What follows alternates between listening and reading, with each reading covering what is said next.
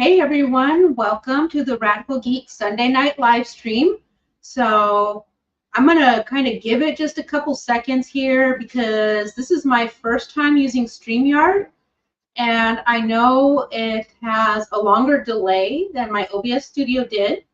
I also, because my OBS failed and I didn't have enough time to really dive in and learn StreamYard, shout out to Shelly and Dustin, who really pitched in and kind of got me like situated where I could at least get this going.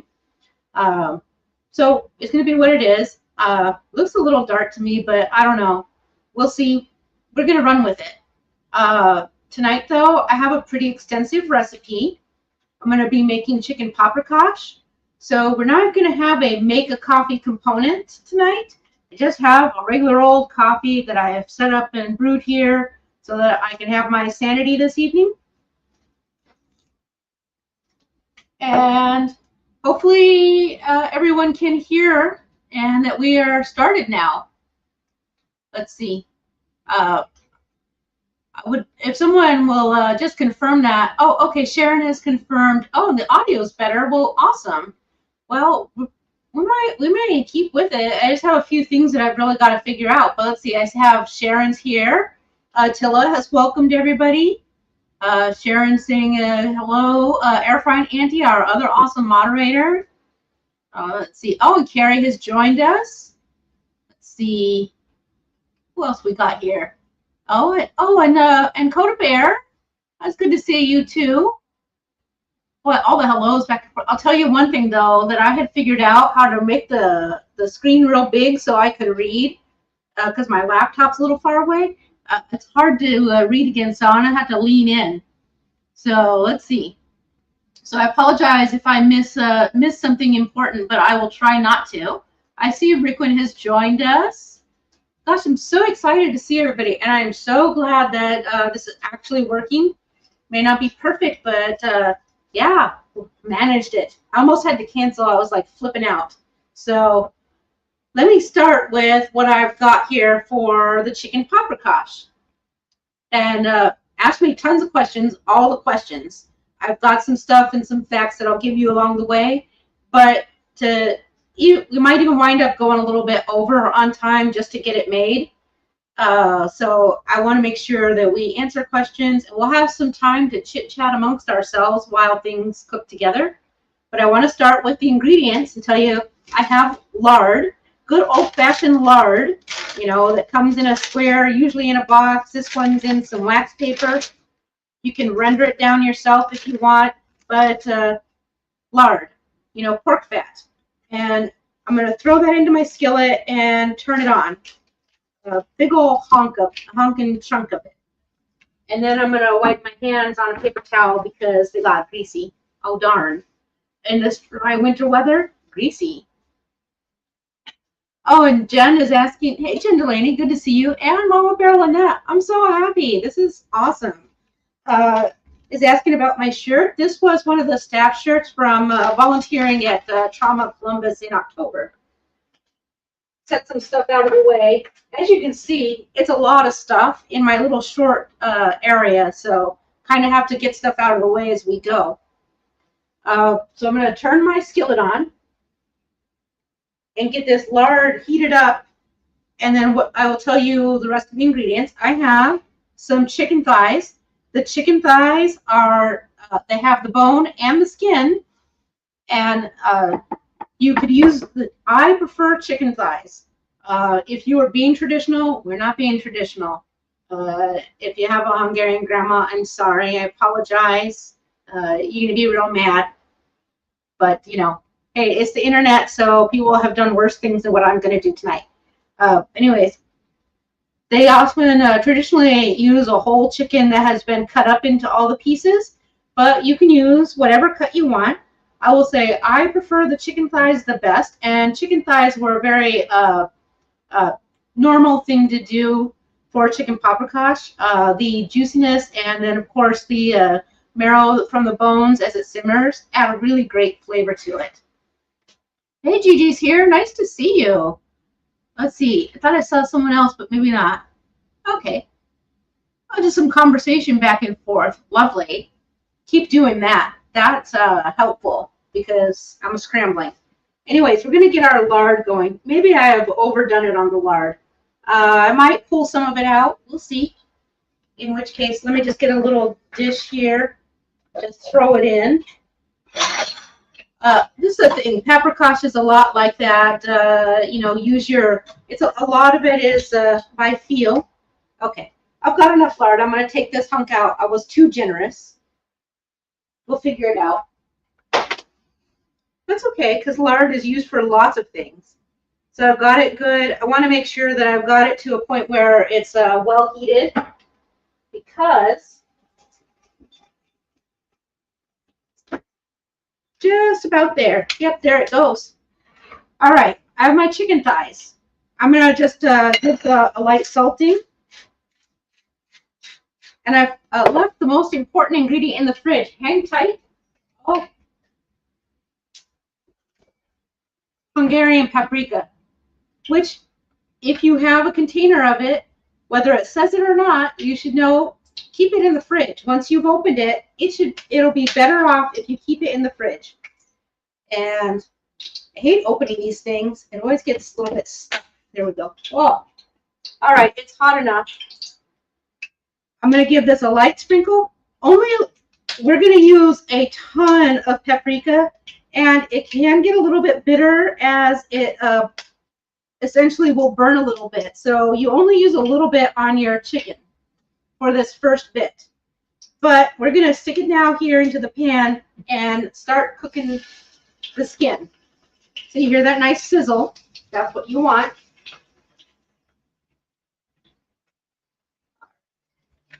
Get everything good and crispy.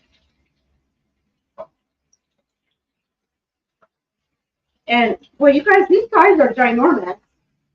So, but they said they didn't have any additives, no injections, all organic, all of that jazz.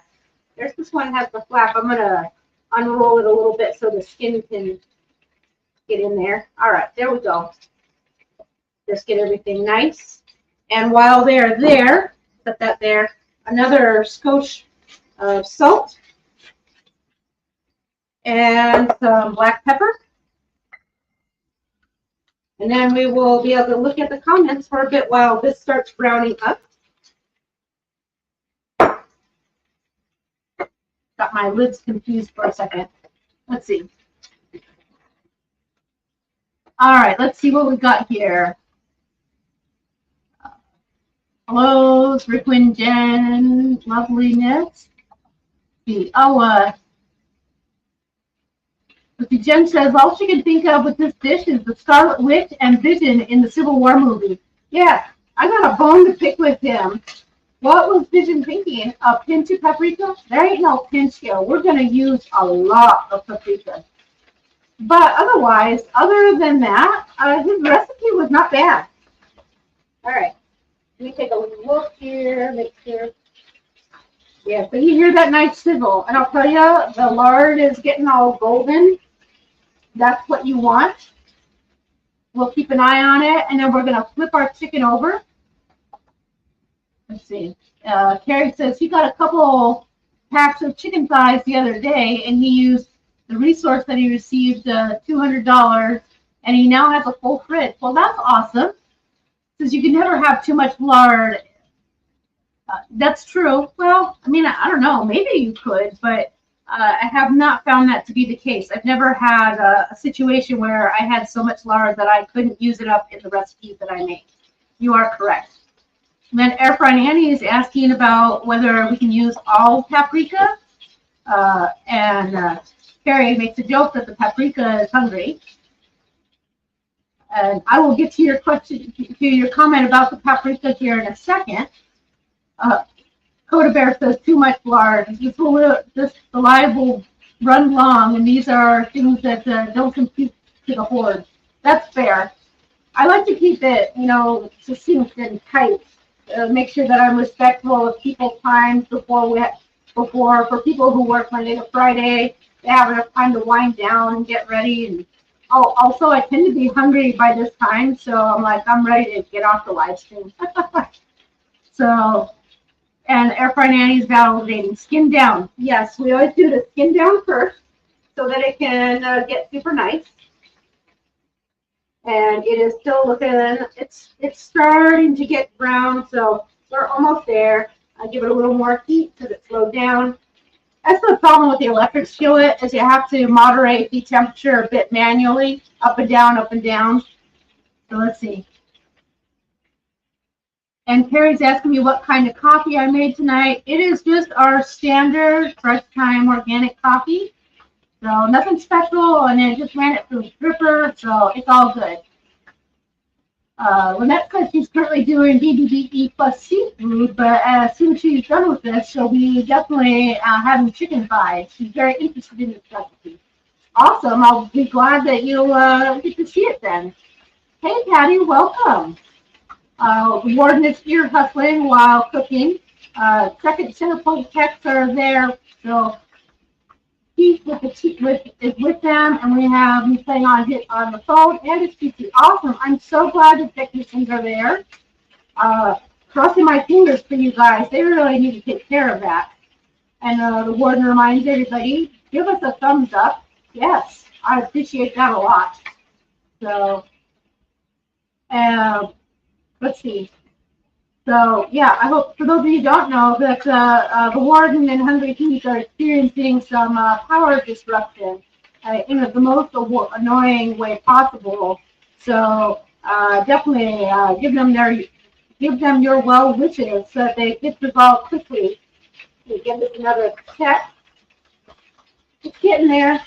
I can see the skin getting that glossy bubble to it. So Mama Bear is asking if I would consider this dish spicy or mild. It is not spicy. Hungarian paprika is a sweet paprika. So, and we'll get to all of that too in a little bit, but it's definitely not a spicy dish. Now, that said, in some Hungarian markets, you can buy spicy paprika.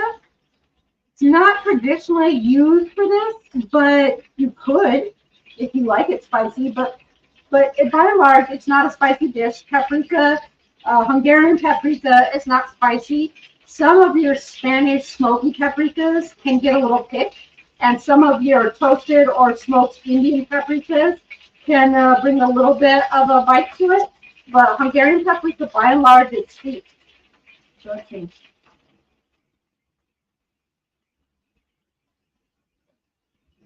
Carrie's asking me what work is. Oh, you're so funny. You'll get yours. You will get you'll get a job. So let's see. Oh yeah, that's right. Patty, how is your dog? I hope healing up. So let's see.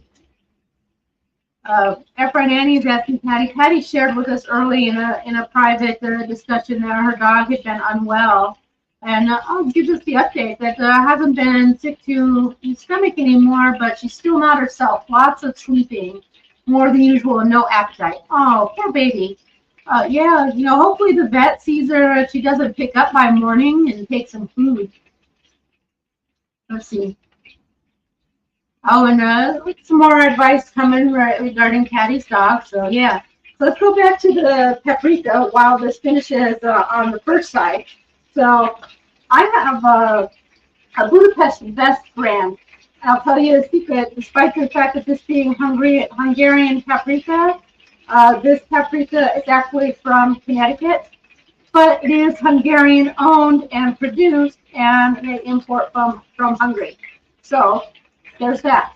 I would call this like middle tier, pretty decent paprika. Pretty decent Hungarian paprika, but there are better high-end, but this is going to be perfect in this chicken paprika dish. If you want to go be fancy, find yourself a store that sells Hungarian items, and they will sell you a container this size for $12, $13, $14, $15. So, there's you got to think about things, and this is plenty tasty. It's very smooth. It doesn't get as bitter as your $2 bottles from Kroger can get.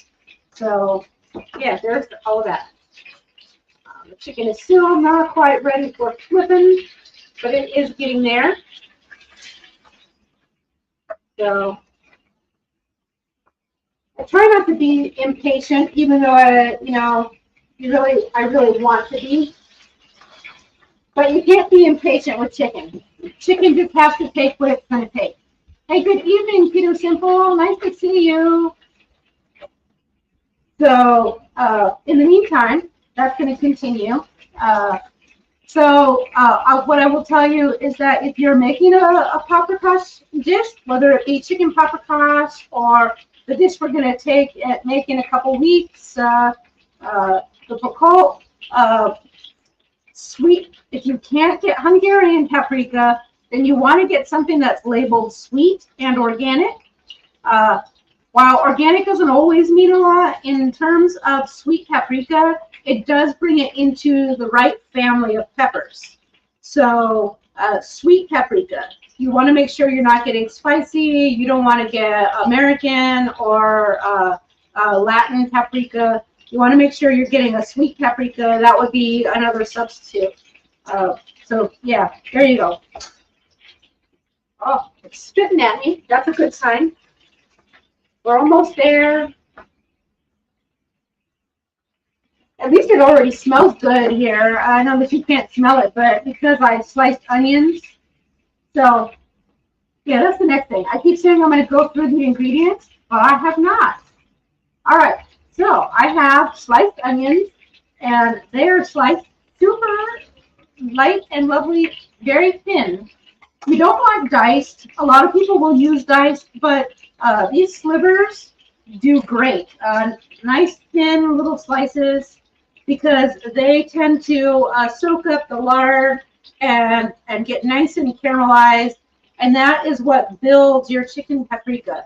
As much as it is about paprika the spice, a chicken paprikash is about the onions as well. So that's really important. And you can use yellow onion, purple onion, Spanish onion, whatever. I have purple because that's what I got. So in this case, the type of onion doesn't work. Don't use scallions. They'll burn too fast. So this is not a real ingredient for chicken paprikash. But in modern times, things change, the recipe evolved, and a lot of people include it. So I've minced up a bunch of garlic, about 4 cloves worth. Adjust it to your liking. Let's see. I'm checking the chats. Yep, just more hellos back and forth. You guys are always so polite to each other, but yeah, you feel free to add to this chat and ask me lots of questions, and we'll get to it. This one is another optional ingredient. This ingredient got added after quite some time had passed. Hey, Renee, nice to see you. Let's see, Renee's joined us, and Sharon says 4 cloves sounds good to her. But this is a sweet red pepper. There are Hungarian red peppers, and I actually think that it's a nice addition to the dish. And like I said, it's optional. That originally in the early 18 and 1900s, people could not afford these fresh peppers. That's why they were using their dried and ground paprika. So we are not in the 1800s, so we get the delights of enjoying a fresh red pepper in there. So the other thing, now that this is also not a traditional thing, but is used a lot in modern times, and mostly due to cost and because they would have had other uses back in that period, but chicken stock. You can totally use water. I'm going to check the chicken again.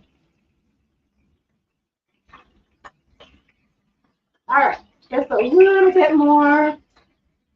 Hopefully. Nice. I'm going to just pop it up just a little teensy bit more. All right. Okay, we're good. Oh, yes. Okay. Lovely. These are coming up great. We'll flip them because the top has gotten nice and golden. And so now it's going to cook up again while this lovely fat starts to render on the bottom side. All right, so now we've got our crispy cat. I can't scrape it for you because there's too much sizzling. But once this happens and it gets a little bit of crisp on the bottom, get some brown going there, we're going to take it out and start the sauce.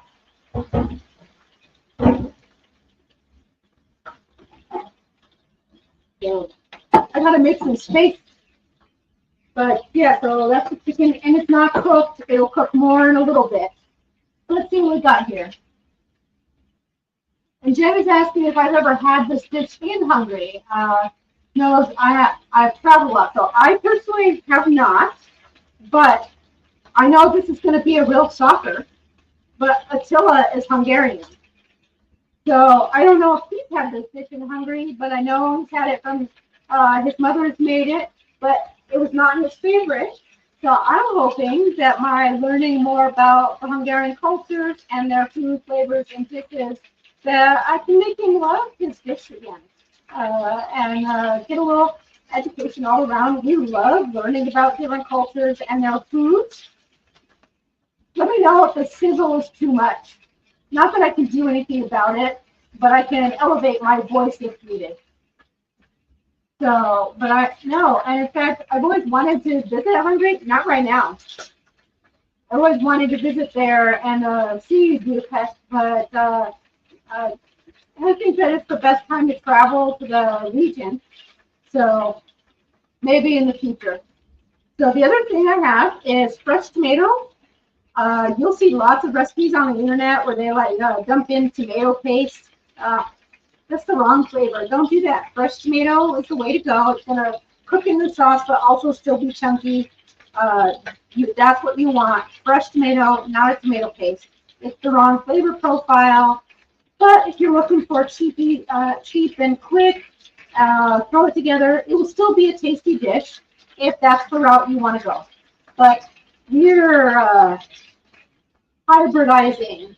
So we're going to keep many things authentic and then add in our modern twist to it. So then I also have sour cream, and that's like a really important, that's like the next important thing. That's what makes the sauce come together. And I also have heavy cream. Now, here's the trick here. You get my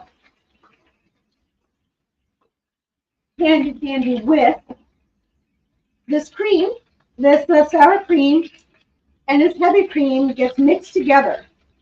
We're going to use it way later on. But I want you to know that traditionally, what would happen next is that flour would be added in. They would add like another 2 tablespoons of flour into this for thickening. And while our sauce will not be as thick, it's still going to be pretty thick from the cream and the sour cream. I've tried a few other thickeners, and quite frankly, none of the textures work for me. And in fact, even having tried it before with the flour, I didn't love it. And I found that the sour cream, especially if you get a good thick one like the Daisy, where the whey is not really immersed into the sour cream and it's good and extra thick, but the flour is unnecessary and it just dulls the taste. So I'm mixing my cream and my sour cream, and then we can set it aside for quite some time. Let's see what we got here. Hey, that's Jason Keto. Nice to see you. So let's see, what did the cream do to me that I had to whip it? It's just a hobby, whipping things. So let's see. Anyway, so we've got our cream and our sour cream incorporated, and that sits to the side for quite some time. Oh, these chicken thighs look so lovely, and they've got a ways to go before they're cooked, but, just checking the underneath. The bottom always crisps up a little bit. You can't really see it with my tongue, but look at that. Does that already look gorgeous or what? I'm thrilled. Chicken thighs are my favorite, in case you didn't know. Let's see. Air Fry Annie says, wondering if she can use the sweet pepper she has left over a red bell pepper, which has always given her heartburn. Sure you can. Go for it. That's a nice thing. We're not the food police, so if you're doing something that's not 100% traditional, who cares? Oh, Carrie says I'm buffering. Oh, I'm sorry about that. Unfortunately, I can't do anything about that. Let me see. Let me send a text upstairs and see if anybody is doing gaming or anything that might be impacting the Wi-Fi.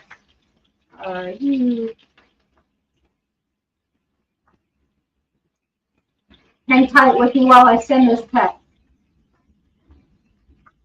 Okay, so air frying Andy's not getting buffering. Oh, I'm sorry, Carrie. Maybe it's on your end. But, well, we double check, and that way, just in case. You never know. All right. Check this. Wow, looking so good. I'm hot. All right, so we're going to take this out. And this is just going to go set to the side. And get out of the way for a little bit while we put the sauce together. Well, most of the sauce together. You guys, that's the one thing about this recipe. Oh, I'm going to need another plate still. But that's all right. Because we have to take these back in and then, oh, actually, we'll be fine. Yeah, I might need to take them out one more time. I got to think about my order of operations here. Set the chicken aside. And now, set these tongs over here. Get clean tongs so that we're not touching raw chicken. And I'm going to throw all of these onions in here. I know, that seems like a lot of onions, right? But remember how I said onions are a real key component to the paprikash, which sounds crazy since it's a chicken paprikash, which makes you think of the paprika, but the onions are just like so crucial. And as you are aware, they cook down as they caramelize. Now we can move it a little closer. And we want these to start cooking down before we add any of the other things. So we'll give these a couple minutes. Just checking it out. Let's see. Oh, Carrie, you don't got to be sorry for mentioning it. It's important so that we can check with everybody else. Look at that. And Attila, oh, it wasn't. Okay. And then Attila says that he had a little bit of graininess, and then it cleared up. That's probably the autofocus, which I haven't figured out how to adjust in StreamYard. Like on my screen, it's looking weirdly dark. But again, you know what? Hey, first time, right? Carrie, you don't have to apologize for something like that because it's super important that we work together so that we can diagnose. And especially on a night like tonight when I'm trying a new media. So that's not a sorry thing. I promise if you say something that you need to apologize for, that I will reach out to you in private and be like, hey, Carrie, that wasn't cool. We have to have a chat. And then we'll work through it like adults. But so no worries. I'll tell you if we've got something off. And right now we do not. Oh, and the warden saying hello to everyone. Gosh, so what are you cooking? I'm interested since you said you were cooking while the contractor was there. I'm really curious. You know, your stuff is always super awesome. All right, so my onions have a ways to go before they get caramelized, but I do want to throw the red pepper in because that's another piece that takes a little bit to cook. And I know that you might be wondering, but geez, Maitreya, you said we were going to use a lot of paprika, and it's called paprikash. When are we using it? In a little bit. We'll get there. It's really fascinating the way this dish comes together. And I kind of told you, this dish has its origins starting all the way back in the 1800s in Hungary. It's considered peasant food. And the reasons it was popular because people who did hard manual labor needed a lot of fat and protein. They didn't know it was fat and protein, but they know they needed good hearty food.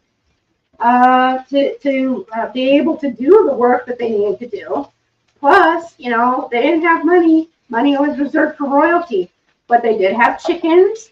They were able to procure onions because that was a popular crop in the era.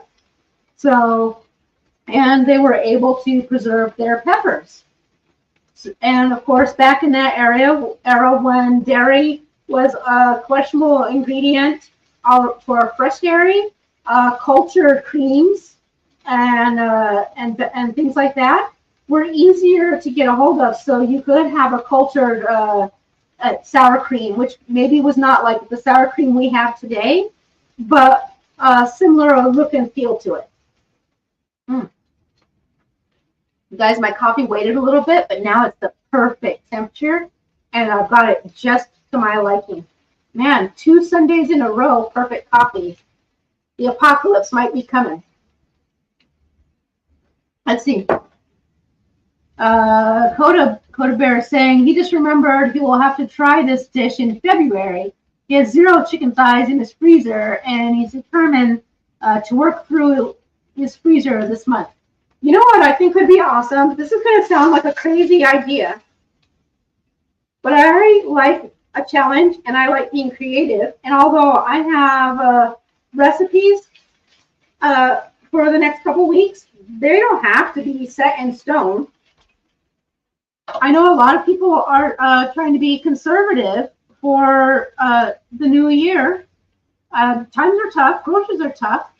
Why don't you throw out some ingredients in the comments after this is posted for the next couple days?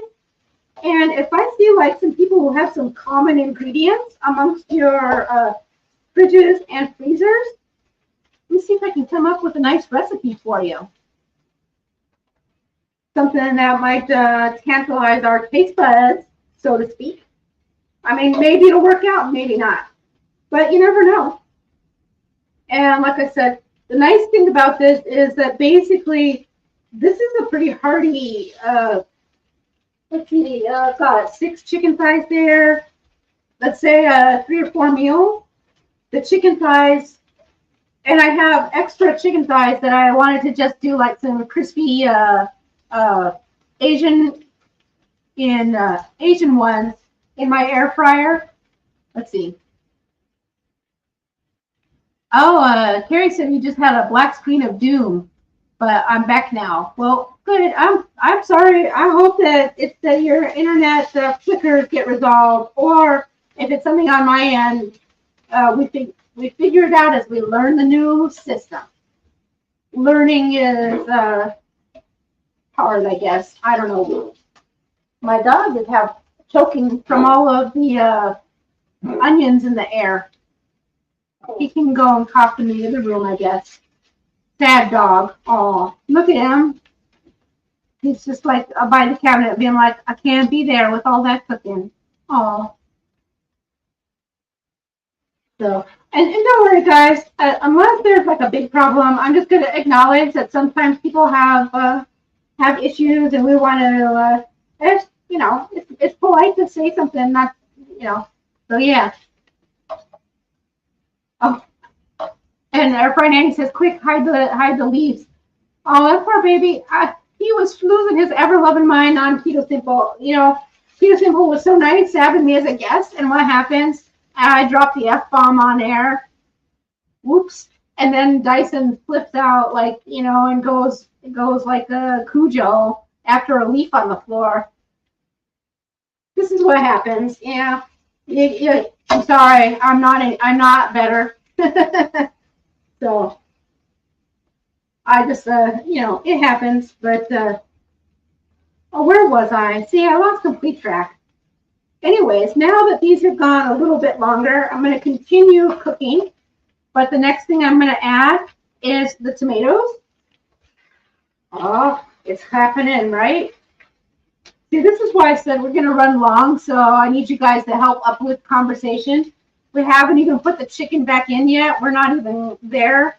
And the chicken will need like 30 minutes.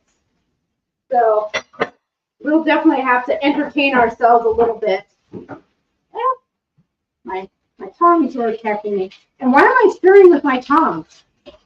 I don't know. too lazy to get my spatula, I guess. So right now, by the way, with what we've got here, you could easily go and get like your Italian herbs, chop up some basil and some fresh oregano, and you could turn this right into a nice Italian sauce and throw it over some egg bread and then get some crispy prosciutto. Make yourself a fancy bruschetta. Not a bruschetta because that would be fresh. I don't know, but you could do something. I don't know. That sounds nice too. But this is, I'm excited. You can do all kinds of stuff with this base. Hey, good night, Lynette. Lynette says it's time for her to go. She'll try and watch the rest of this on replay. Can't wait to see the final result. Yeah. All right, well, you all have a good night, Lynette. I always appreciate when you're able to stop in. And then Air Fryer Nanny says, yeah, we just got to love Dyson. You know, some days he's a little harder than others to love, but yes, he's my little world, my little dog. He's the best. But, gosh, the smell, you guys, just, man, I can't get past it. And it's getting all nice and lovely, which is hard to convey in video, but you can see it. You can see it coming together and looking pretty nice here. So, all right, let's see. Now, while we're waiting, I'm going to go ahead and add some seasonings here in the form of getting this salt. And it's very simple on salt, by the way. Oh, and my garlic. You don't want the garlic to burn, and it can get crispy easy, but you want to wait for the liquid to start developing from the tomatoes. That's why we didn't add it in at the beginning, because if we waited for the onions to go and you put the garlic right at first, which a lot of recipes do, chopped up so teeny tiny and minced like that, it can burn and scorch. And it's so easy for it to go bitter and ruin your entire dish. So that's why we waited and we put it in now. So we'll just keep giving this a stir around. You could also start with this base that we're getting right now, add your broth in, and then add things like ground beef and cumin and go Latin and make yourself a nice hearty little chili here. That would also be nice. So this is a nice flexible base. I said nice like 20 times in a row, so you know I love it. So, all right, salt to your taste. Often I don't see salt added at all, but I like and need salt. So we're adding salt. Plus, to an extent, the salt helps compensate a little bit for the lack of the thickener. I don't know why, but it boosts the flavor just right. Air Fryer Nanny confirms that it's a nice color on the camera. All right, yeah. So let's see. Give me a little sprinkling of black pepper. Again, that's a flavor that I like, not often in there, but I feel like it's a very basic item to add, and it really builds and highlights the garlic, the tomatoes, and all of that. So just get it going. Let it build down. So we're getting closer. Everything is getting nice. Like I said, unfortunately, this takes more time to cook than a lot of things we do. But I thought it doesn't kill me to hang around a little bit extra and have a conversation with you all for us to have really nice food. Plus, you can see how we meal prep. One of the nice things is that because this has the lid, we'll cook everything in here. I'll take a little bit out to eat this evening, but I'm also going to be able to just put this right into the fridge. Got some stuff up here on the side that need to slip back in. There we go. And yeah, so this is it for the moment. It's just got to keep going. Fairly Begun says his goal in 2024 is to make it to Ketopalooza, but the drive from Oregon and then stop by to everybody's house, still let us cook all 3 dishes for me. So I tell you what, you don't got to make it all the way to Ohio. Get to Louisville, and will take you some nice places to eat, but also you should know that at Keto Radical Geek Gets a Sweet and hosts a charcuterie night. And, you know, if asked, I'm pretty sure that I wouldn't mind a small group of us getting together in the suite and cooking some foods. I bet that if I'm just going to put some people on the spot here. If I had some help from the lovely people like Sharon and Air Frying Auntie and Bluegrass Girl, you know, and you could come and do some sous chef type stuff, I bet we could make the best meal in Louisville right there in the suite. I could bring my skillet, you name it. I found the grocery store right across the bridge this year and went shopping unsupervised. It's fantastic. There's all kinds of great stuff there. So I hope that you can make it. I did see that the date's released. I believe it was like October 11th. Don't quote me on that, though. Someone who remembers the dates, if you could pop them in there, that would be awesome. The website's not updated yet, so we'll let you know when that happens. But I'm wicked excited. So, all right, this is cooked down quite a lot. So, here's the other thing that has to happen now. Two very weird things. We're going to craziness, shut off the heat. And I need that to happen for a reason. I need to keep stirring. It's still going to stay hot, but we need this to cool down a little bit so that we don't burn the paprika as we put it in. We're going to put the paprika and get it integrated. And then we set these tongs aside. You guys are getting my counter dirty. That's all right. That's what bleach is for afterwards, right? We just wipe the counter, take 2 seconds. I can, you know, take the cork out, I guess. So let's see. But the reason we turn it off, which you won't see on every video recipe, this is a good tip. This is one of those cook things. Paprika can burn really, really fast and easy at a higher temperature. So if you turn it off and let it come down a little bit, you can mix your paprika in there, get all the flavors, then turn the heat on back on low, incorporate your broth, add your chicken back in, and no burning. So that's the thing for tonight. Let's see. Oh, and Coda Bear says he did check the website today and say it was about, and it was outdated. So he also wants to be a vendor, but saw it listed as $500 table fee. We should chat about that offline. I'm going to loop you into a conversation on that, and let's see what we can talk about and see if we can help with that a little bit. Oh, Sharon says she's still not sure if she's going to vend at KPL this year. She agrees the table fees are high.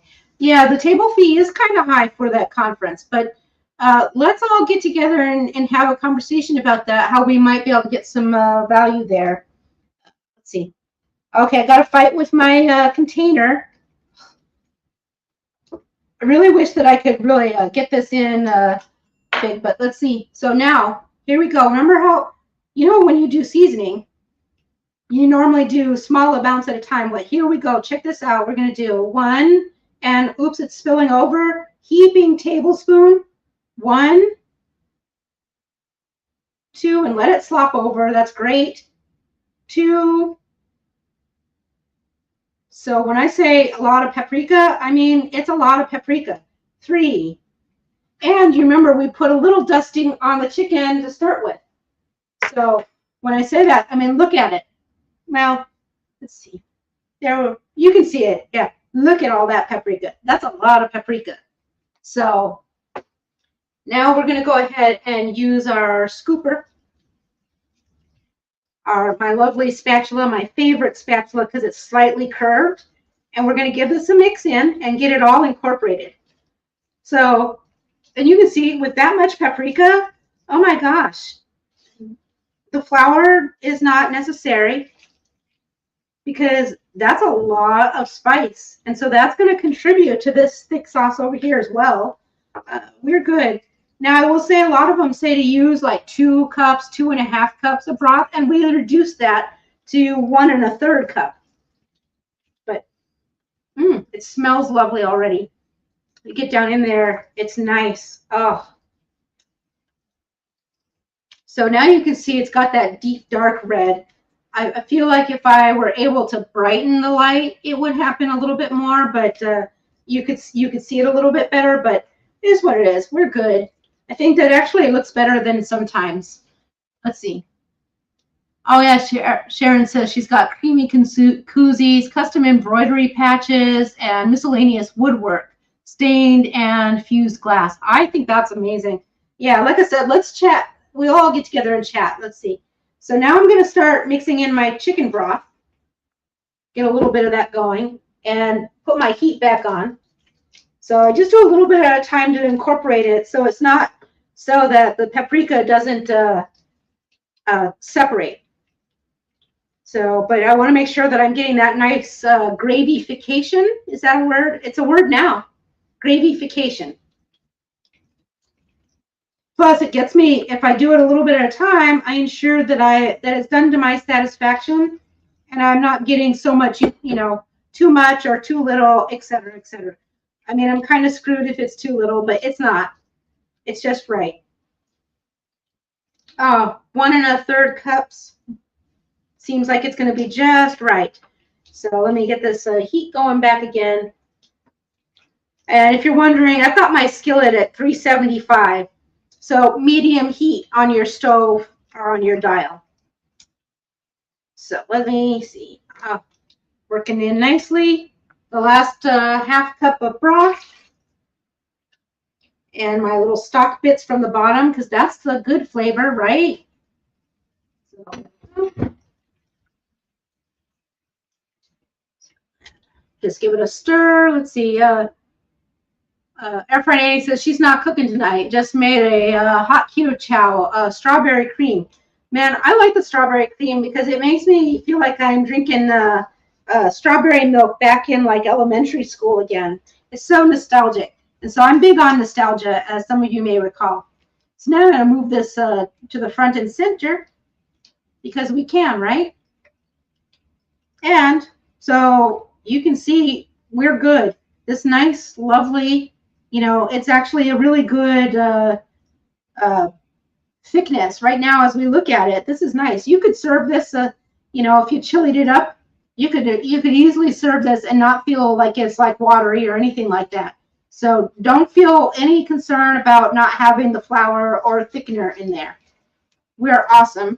It's just right. So let me get my spoon thing. That's what I need. I'm going to stop making my counter dirty and use the appropriate spoon. So now we take our chicken and we put that in here.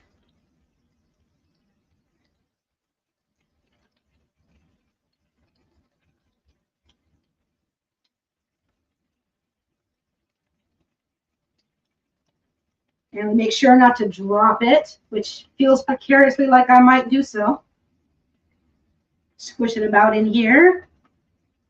Throw in our extra chicken juice. It's okay. It's going to cook for a half hour. Don't flip out. It's fine. All right. Set this aside. Just kind of give this a little bit of a squish about to get the sauce in there. And you want your chicken to have sauce about halfway's up it. So halfway's up the chicken, and so we've done it exactly perfect.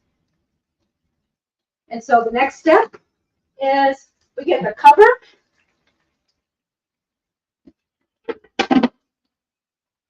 And we let it go. I turned it down to 350 because it has the cover. It's going to grab a little bit and get some of this mess off. No, it's not sanitized, but at least it's not messy. All right. So I can lean on it. So now we have like half an hour to converse. Like I said, normally we'd be like, 10 minutes and I'm out of here. But this has to go for half an hour. So now we have to chit chat. So let's see. Yeah, Air Fry Nanny confirms strawberry quick vibes. And then Carrie says, looks like it was his end after a reset, the modem and router. Oh, okay, so everything's working better. Good. That's good to know. Sometimes everybody needs that reset. And Renee says a lot of the Hungarian food reminds her of the Polish dishes that her mom used to make. She guesses they're kind of similar. Yeah, well, they're not that far apart. So yeah, and actually Hungarian dishes and Turkish dishes have a lot in common. In fact, in Hungary, you can get some really excellent Turkish coffees. So it does have a lot of crossover. Let's see. And then Airfryer says all her mom made was weed brownies. Hey, you know what? I'm just saying, there's a bonus everywhere you look. So, all right, and now we can put this back in the fridge. So I'm just going to duck off for just 1 second, because that's just one more thing to get out of the way. I can tell that I wish that I had turned autofocus off, because I keep seeing the screen get dark and then not as dark. I hate that. That annoys the bejesus out of me. I don't know if it lets me change that here or not. Let's see. Does it? No, it does not. I would have to shut the camera off, so we won't do that. That would be going too far. We'll just deal with it. But let me tell you, I'm warm from cooking. So now I'm going to open a seltzer. This is the Polar Premium Seltzer Cranberry Lime. So Carrie says the chicken's in the hot tub now. It is kind of like that. So let's see, what do we got? 720, 730, 740, 745 or so will be good to get the chicken out. I just needed something cold and refreshing to go with my coffee. I don't know. Maybe that's a weird thing, but I often like a cold beverage as well. So let me talk to you about the other thing. I was worried I was going to burn my hands, but it's come to it's just warm now. Traditionally, your chicken paprikash would be served over a type of egg noodle. So, and that, or your mashed potatoes or rice. And none of those things are things that we would eat if you follow a ketogenic food plan, or if you have celiac. You might eat rice if you have celiac only, but all of those are not on my radar. So some things that really taste wonderful under this is cabbage, just cut up, sauteed. And in fact, actually I have cabbage with bacon in my fridge right now that's already all cooked up. But I went the rice route, and I made myself some cauliflower rice. So I will be able to have a little bit of that cauli rice underneath with my chicken and my sauce this evening. So that's my go-to. And of course, it just put water all over the counter because that's from the steam. It is what it is. What is life? You know what? Sometimes when you're cooking, things get a little bit messy here and there. Let's see. Barely Begun said he was glad to hear on the Keto Simple Live that I have some job security in the new year, even if not ideal. Yes, I'm very grateful for that. Like, I am just crossing my fingers that nothing else changes and we are good to go. So let's see. Oh, hey, Brenda. Good to see you. You were decluttering and time got away from you. You know what, though? Decluttering is so awesome. We're slowly trying to do that. It just it got impeded by all of the Catan tournament stuff showing up. My front game room, and where I sit and do like all of my socializing and relaxing and video gaming and everything. It looks like the Catan factory threw up in there. So we've got 2 27 totes all situated and ready to go, and maybe like one and 1.5 to go, and a vending machine to put together and then store. So hopefully we get that done by like I'm hoping by Wednesday, and then I'll have my room back again. So also I'm so excited because after things fell apart with OhioCon in the not good way, I was able to take the tournament, and we'll be doing that at HoosierCon in Indianapolis. And they could not be more excited and supportive. So I'm excited, and it's just going to be amazing. So, and I think that because HoosierCon, while it's smaller than OhioCon, the sum total of its convention is specifically tabletop board gamers, and it's a little bit bigger than my department in attendees. So, whereas at OhioCon, tabletop would regularly get about 4,000 attendees over the course of the 3 days. HoosierCon has about 4,000 attendees in total, but all of them are board gamers. And it won't be like, an anomaly. There's going to be some serious Catan fans there. So the tournament is going to be amazing. And so I'm excited for that. I think that even when we start a new anime convention, I might keep the Catan tournament qualifier and make HoosierCon its long-term home. Yes, as long as Catan Studios is cool with that. I think it's a really great place for it. I think that the atmosphere is beautiful. Indianapolis, not only does it have HoosierCon, but it's home to Gen Con. It feels like a good fit. So that's one thing I'm super excited about. Okay, Air Fried Annie doesn't know what Catan is. So let's see. Sharon's asking if once the sauce is ready, if you could put it in an Instant Pot. You know what? I don't know. I've never tried it. Boy, like I said, someone's Hungarian grandma is watching this live stream and just giving me that look like. So, but you know what? That's all right, because it's going to work out great for me. So Catan, Settlers of Catan, is a more modern board game, but it's been around for a while. And we often joke and call it the gateway board game, because a lot of the problems or things that make a Monopoly unpleasant to play have been sort of fixed with Catan. So it's more pleasurable play. Not that it has zero issues, but it's slightly more streamlined. Plus, the theme is really cute. You're settling, a settler, and you are gathering resources, wood, sheep, water, your basic resources, and then you're trading to kind of get your ideal situation so that you own the most territory on the board. And I'll just tell you, the sheep for Catan, their branding is just completely, totally adorable, and the sheep, man, they're the bomb, and yeah, they're on par with them Sleep Number sheep. I'm just saying. So it's wildly popular. Oh, no, everybody dies on Oregon Trail. That's normal. Oregon Trail is not in the same level, and everybody, hardly anybody finishes Oregon Trail, yet you die of dysentery. That's a thing. So that's just the way Oregon Trail plays. So let's see. But yeah. And Rickwin says, yes, you can cook the chicken paprikash in an Instant Pot. So there you go. Yes, you can. At this point, though, I'm good to go, because if I change it to the Instant Pot now, it would come to pressure and then have to depressurize, and it'd be the same amount of time as just letting it simmer away here in the pot. But can I just say, I can see on my screen on the camera, and I love seeing that bubbling in there. That's a happy thing for me.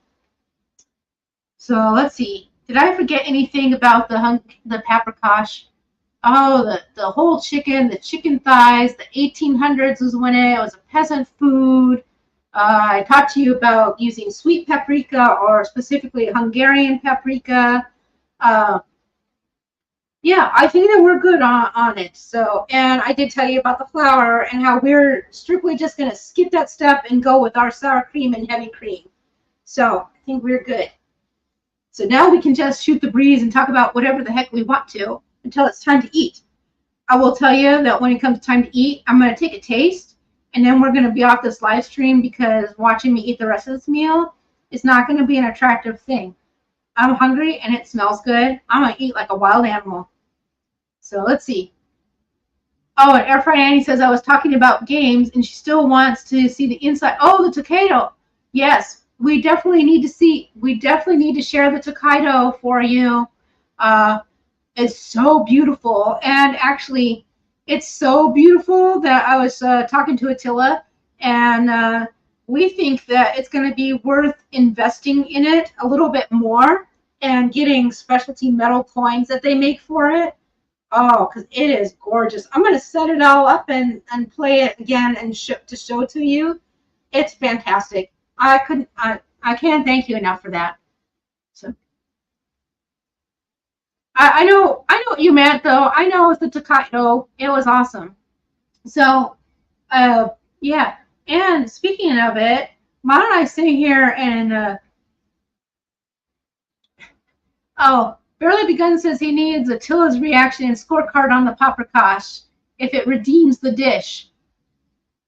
I don't know if he'll be, I don't think he's ready for that tonight, but I'm sure we can have him post in the comments after the fact. But, yeah, I'm hoping so. But like I said, it also, I can see why it's not a favorite because one of the things, Attila doesn't like chicken on the bone. And tomato is not his favorite flavor. So I can see how those two things might contribute to this not being a favorite dish. So, but I don't know. Who knows? I thought I just saw a weird flash, but I don't know what that was. It could just be my imagination. Like it was like a lightning flash. Very weird. So let's see. Oh, Sharon always is a someone has one of our slow cookers that he can take. We got it as a wedding gift in 1984. It's an antique now. You know what though? My old slow cooker is awesome. It was amazing when it first came out. It was like a 6-quart one, and it has the little latches for the lid, and that like blew people away. But it's really ancient now, and you know it still looks great and it works fantastic. Let's see. Rickwin says one of her slow cookers is about that old. I do have a newer one, but it's too big for most things. Yeah. For us, the large size, we have the large size, and then I have the teeny tiny one for dips. I need to put something together for Thursday night game, you guys. Do you think it's crazy? I think I might make buffalo chicken dip. It's like so, I don't know. I'm going to have to look up and see if that was a thing in the 70s. I like to make stuff that was popular in the 70s because that's the era that we're playing in. Oh, yeah, so I got distracted because I was looking at my chicken cooking away and getting very excited. Let me get another plate because I got to take the chicken out one more time while we work on the sauce. But and then I can put it back in again. Whatever. So let's see. Oh, but Air Fried Annie says not Jello with things floating in it. Oh man, but that's a classic. Do you ever watch that woman on both Reels or TikTok, the Minnesota? A Midwestern mom, that's who she is, and she makes Minnesota salads that aren't really salads, and it's a lot of Jello and stuff. But yeah, I love that because she makes it a sing-song Minnesota salads that aren't really salads, but some of them are atrocious, and some of them look pretty tasty. So I find that funny. I will tell you that I like chicken soup aspect.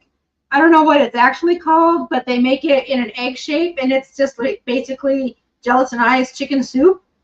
And I don't know, I assume that they mean for you to eat it in gelatin form, but I don't. I take them chicken egg bombs of aspic, and I heat it up and melt it and eat it as it melts, and it's just like super, super silky and warming, and I love that.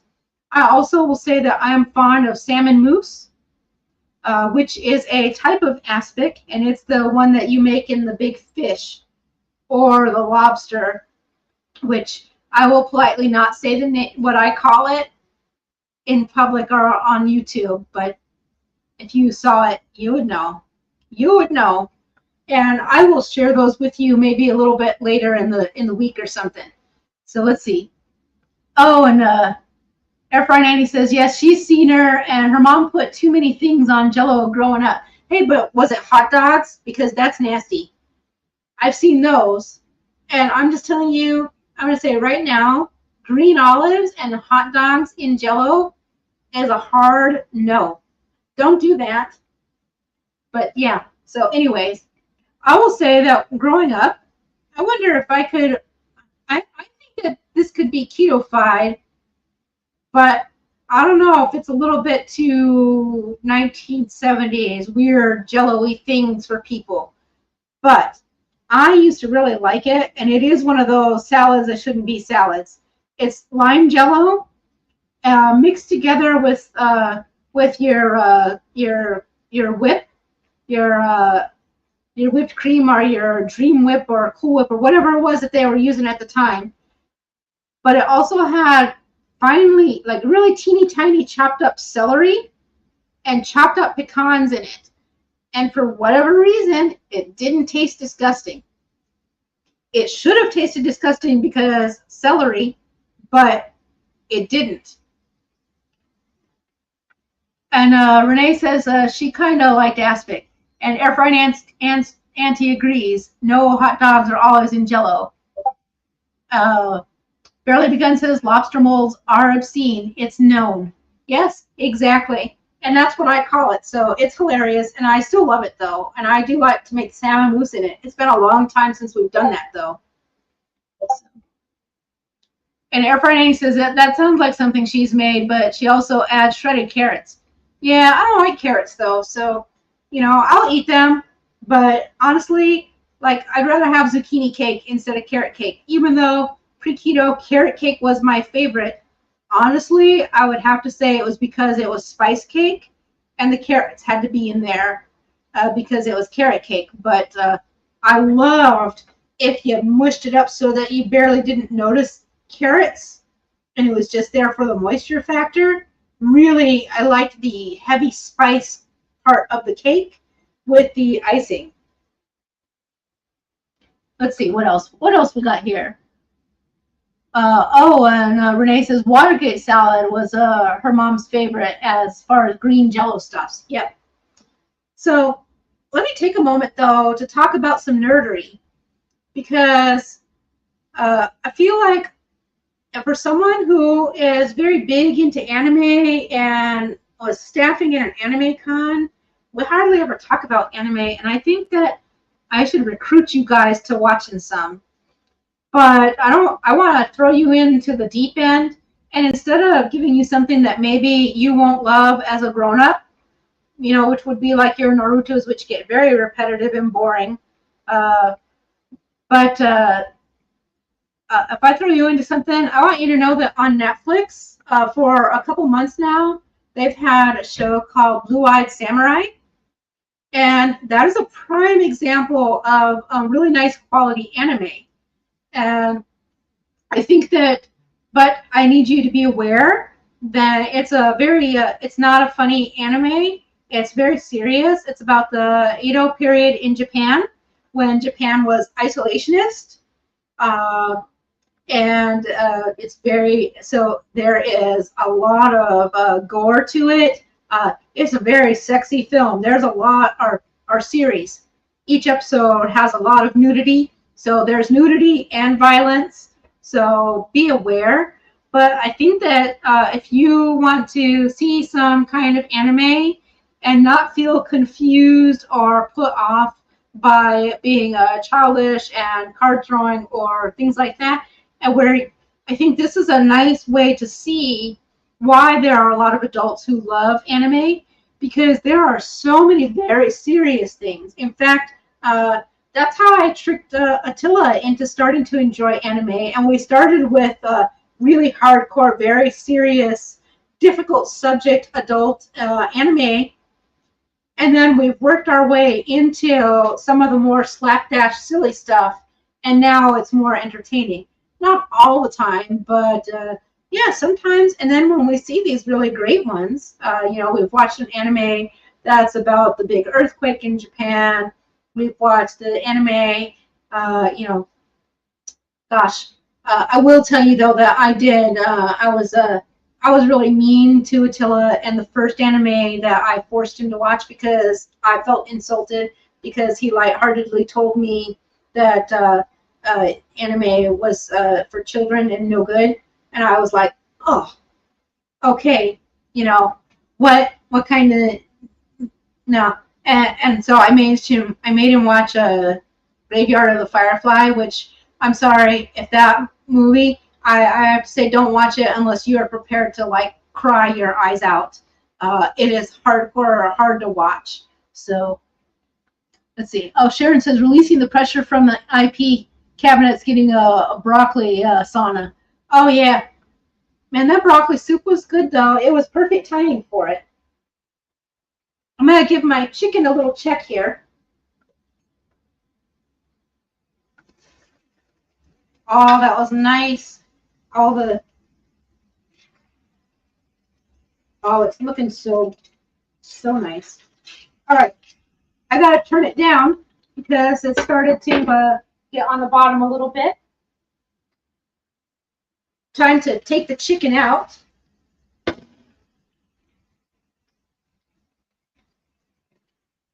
I know, put the chicken in, take the chicken out, etc., etc.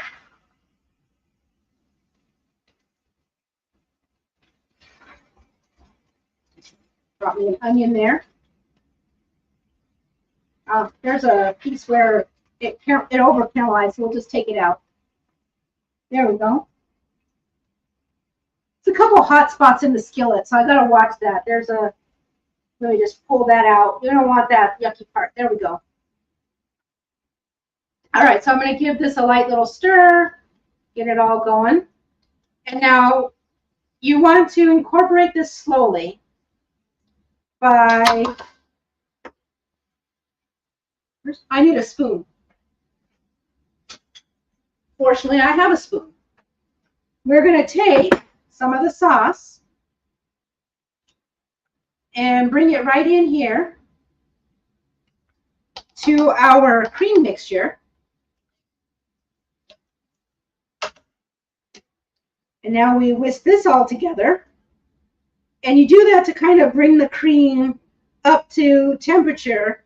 You don't want to put the cold sour cream and stuff right directly into there because you want to sort of coddle it, and that's going to help it incorporate without curdling.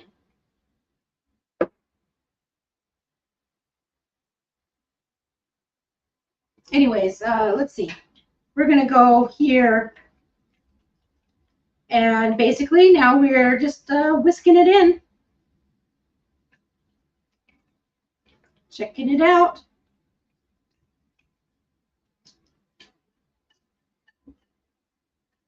Just going to go ahead and put the sauce in there. So I may put a little more sour cream than is necessarily warranted, but we all really love sour cream here, so yeah.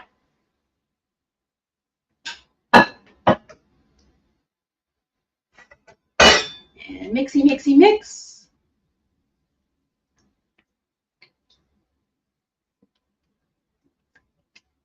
Get any frond from the bottom.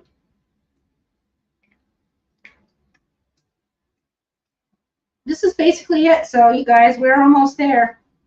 Just getting it mixed in.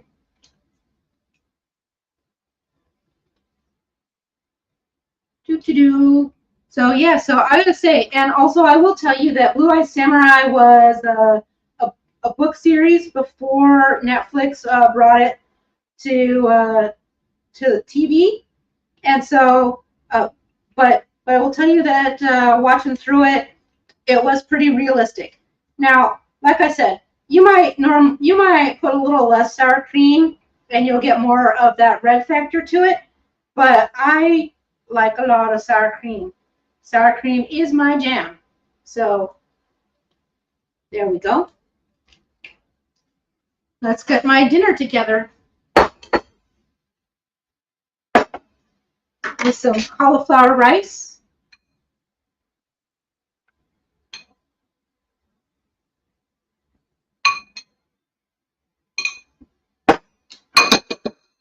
And I'll be put away. Ah, my spoon. Get me a chicken thigh.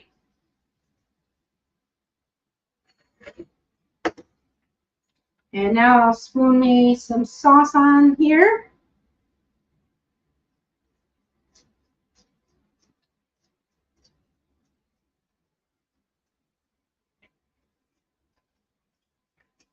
And then I'll bring it up to the camera so you can see. There is our chicken paprikash. All right, and I can throw these back in there to put away. I guess I don't have to do that on the camera. I'll fix this afterwards. Let's eat. Like I said, the nice thing about my skillet is that with the lid, I have enough room right now. Oh, it's perfect. It's hot. I don't want to burn my mouth. Give me a second.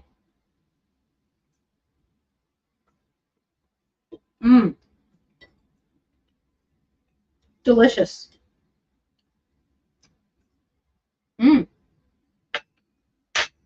So even if Attila doesn't like it, we're all set. But so anyways, everyone, there you go. There's our finished dish. It's fantastic. I'm ravenous. The live stream worked. Yay! Some things to figure out. Like, I don't know how to get the comments on here like the other channels do. But in case you didn't notice, I did get a logo onto my cabinet. So I'm learning. We'll get it. And I hope that you guys have an amazing week. And I cannot wait to see you guys throughout the week on the other live streams. Have some conversation. Make sure you hit the thumbs up button on your way out. And leave me some comments below. Especially if you have ingredients that you want me to work into a recipe to help us along through this tight times. You guys have a wonderful day, and I will see you soon. Bye-bye.